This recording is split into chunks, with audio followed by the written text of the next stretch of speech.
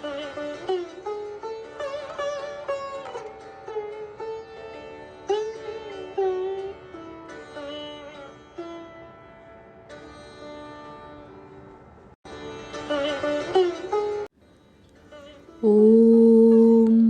यथाग्निर्दाहिका शक्ति रामकृष्णे स्थिता हिया सर्वविद्यास्वरूपां तां शारदां प्रणमाम्यहम्।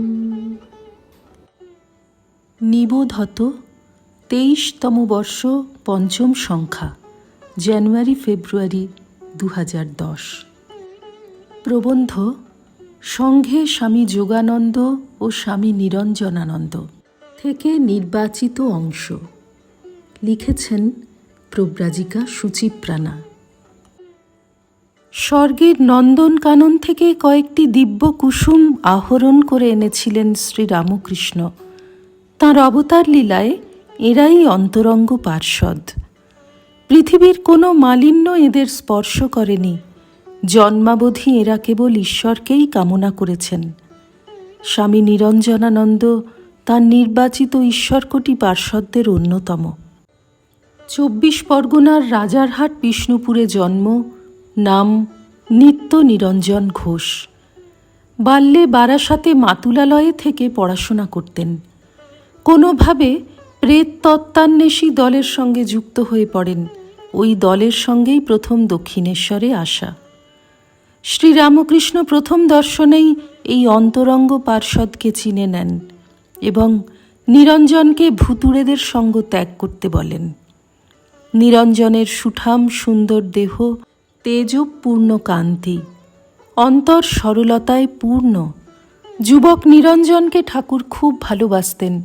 ঠাকুরের আকর্ষণে গৃহের সব বাধা অতিক্রম করে নিরঞ্জনও 1884 মাঝামাঝি থেকে ঘন ঘন দক্ষিণেশ্বরে যাতায়াত শুরু করেন। নিরঞ্জন যাতে সংসারের আর 5টা জিনিসের প্রতি মনোযোগ না দেন, তার জন্য শ্রীরামকৃষ্ণ ব্যাকুল হয়ে থাকতেন। প্রথম দর্শনের কয়েকদিন পরে নিরঞ্জন দক্ষিণেশ্বরে আসা মাত্র তাঁকে বুকে জড়িয়ে ধরে আকুল স্বরে ঠাকুর বলতে থাকেন, ওরে নিরঞ্জন, দিন যে যায় রে, তুই ভগবান লাভ করবি কবে? তুই কবে তাঁর পাদপদ্মে মন দিবি বল? আমি যে তাই ভেবে আকুল। ঠাকুরের এই অপার্থিব ভালোবাসায় নিরঞ্জন সাধন ভজনকেই সার সত্য বলে চিনেছিলেন। শ্রীরামকৃষ্ণের গলরোগ ধরা পড়ায় চিকিৎসার জন্য যুবক ভক্তেরা কাশীপুরে সমবেত হন। সেই সময় একবার নিরঞ্জন বাড়ি গিয়েছিলেন, কিন্তু বেশিক্ষণ সেখানে মন টেকেনি। ঠাকুরের প্রশ্নের উত্তরে বললেন, আগে ভালোবাসা ছিল বটে, কিন্তু এখন ছেড়ে থাকতে পারবার জো নেই। ঠাকুরের অসুখের সময় বীর ভক্ত নিরঞ্জন দাঁড়ির ভূমিকা নিয়ে ঠাকুরের কাছে সকলের যথেচ্ছ আসা যাওয়া নিয়ন্ত্রণ করতেন। শ্রী শ্রী মার প্রতিও নিরঞ্জনের অগাধ শ্রদ্ধা ভক্তি। মাকে সাক্ষাৎ জগজ্জননী বলে চিনতে তাঁর দেরি হয়নি। আর এই উপলব্ধ সত্যকে সর্বসমক্ষে মুক্তকণ্ঠে প্রচার করতেও তিনি দ্বিধা করেননি। ঠাকুরের অদর্শনের পর শ্রী শ্রী মাই ছিলেন তাঁর একমাত্র আশ্রয়। তিনি অনেককে এই আশ্রয়স্থলের সন্ধান দিয়েছিলেন। প্রয়োজন হলে তীক্ষ্ণ বুদ্ধি আর বিচারের সাহায্যে তাঁর বিশ্বাস ও অনুভূতির কারণ নির্ণয় করে ভক্তর হৃদয়ে মায়ের দিব্য স্বরূপকে প্রতিষ্ঠা করে দিতেন তিনি। শ্রী শ্রী ঠাকুরের ভাব তিনি প্রচার করেছেন অত্যন্ত সহজ সাবলীলভাবে, পরিব্রজ্যার অঙ্গ হিসেবে। তাঁর ত্যাগ তপস্যাপুত জীবন সবাইকে আকৃষ্ট করত। স্বল্পায়ু জীবনেও তিনি ঠাকুরের ভাব প্রচার করে সংঘের আদর্শকে তুলে ধরেছিলেন। তপস্যাময় মুক্ত জীবনের অমোঘ আকর্ষণে অন্যান্য গুরুভাইদের মতো তিনিও হরিদ্বার, কাশী, দক্ষিণ ভারত, সিংহল, মাদ্রাজ প্রভৃতি স্থানে পর্যটনে বেরিয়েছিলেন। যখন যেখানেই গেছেন সর্বত্র বহু মানুষের সঙ্গে মিশেছেন। ঘরোয়া পরিবেশে সহজ সরল ভাষায় ঠাকুর স্বামীজির কথা শুনিয়েছেন।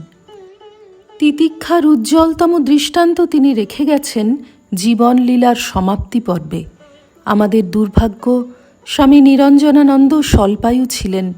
মাত্র ৪২ বছর বয়সে এই অঞ্জনবিহীন বন্ধনশূন্য মাতৃভক্ত সন্ন্যাসী শ্রীরামকৃষ্ণের শ্রীপাদপদ্মে চিরমিলিত হলেন। কিন্তু বৈরাগ্যবান সন্ন্যাসীর জীবনের মূল্য শুধু দৈর্ঘ্যের পরিমাপে স্থির হয় না, বিশেষত অধ্যাত্ম জগতে সময় অপেক্ষা ত্যাগ, বৈরাগ্য ও ভক্তির গভীরতা বেশি। সেদিক থেকে নিত্য নিরঞ্জনের অপূর্ব জীবন রামকৃষ্ণ সংঘে চিরপ্রেরণাপ্রদ। শ্রীরামকৃষ্ণার্পণমস্তু।